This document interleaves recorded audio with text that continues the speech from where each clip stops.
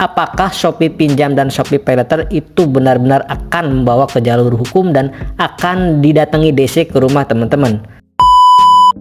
Assalamualaikum warahmatullahi wabarakatuh. Di video kali ini kita akan membahas masalah tentang resiko gagal bayar dan telat bayar di Shopee PayLater dan Shopee Pinjam. Saya yakin di antara teman-teman yang mengalami hal serupa dan mendapatkan beberapa ancaman, seperti teman-teman akan dibawa ke jalur hukum, kemudian mendapatkan somasi yang paling terakhir yaitu panggilan surat sidang perdata.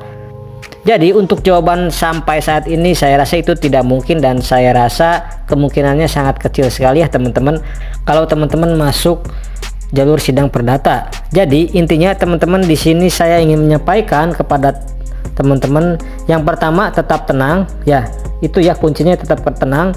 Kemudian yang kedua, jangan gegabah atau gurung gusuh ya.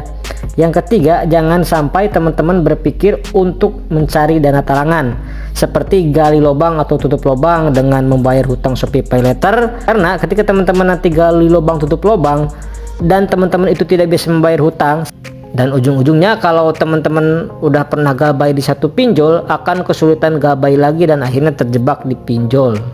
Jadi sekali lagi saya tekankan kepada teman-teman semuanya, jangan sampai hal itu terjadi kepada teman-teman.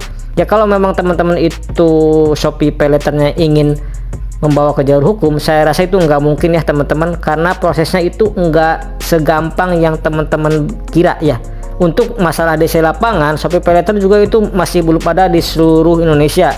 Bahkan katanya cuman masih ada di Jabodetabek aja. Untuk daerah-daerah lain itu saya belum mendapatkan update-nya dari teman-teman semuanya. Untuk teman-teman yang ingin curhat mengenai Shopee PayLater atau Shopee Pinjam, silahkan teman-teman sharing-sharing informasinya di kolom komentar.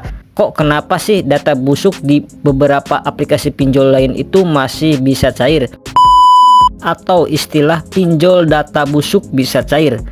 Ya mungkin sebagian besar teman-teman itu akan bertanya-tanya, maksud data busuk itu bisa cair, maksudnya itu data teman-teman ketika teman-teman sudah pernah galbay di aplikasi pinjol, maka itu sudah dipastikan dalam tanda kutip adalah data busuknya. Makanya banyak orang yang mengambil istilah data busuk bisa cair, data busuk tidak bisa cair, dan lain sebagainya. Nah itu mungkin akan ada pertanyaan lainnya. Ketika ada data busuk itu bisa cair, itu kan datanya sudah di blacklist oleh Slick OJK dan lain sebagainya, maka tidak bisa meminjam di tempat lain ya teman-teman, atau pasti auto ditolak atau otomatis ditolak ketika teman-teman mengajukan pinjaman. Cuman kenapa kok ada beberapa aplikasi pinjaman online yang datanya itu sudah jelek seperti tadi tapi masih bisa mencairkan uang? Oke, di sini ada beberapa faktor yang harus teman-teman ketahui. Yang pertama adalah faktor di mana data itu mungkin memang masih belum terintegrasi ya antara aplikasi pinjaman online dan OJK, sehingga data-data orang yang galbay itu OJK sendiri mungkin tidak pernah tahu. OJK juga pernah bilang bahwasannya kelemahan sistem saat ini adalah data orang-orang yang gagal bayar itu belum terintegrasi secara langsung kepada sistem yang ada di OJK ini, dimana pengennya OJK sih semua data itu terintegrasi.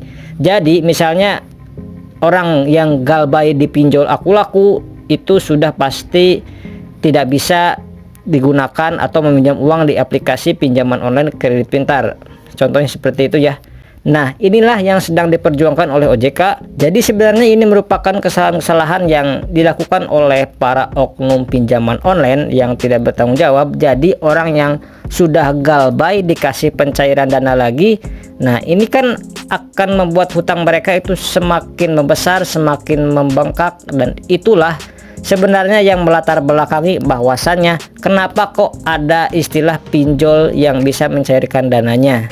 Sekian dulu di video kali ini, mudah-mudahan informasi ini bermanfaat untuk teman-teman semuanya. Saya pamit, wassalamualaikum warahmatullahi wabarakatuh.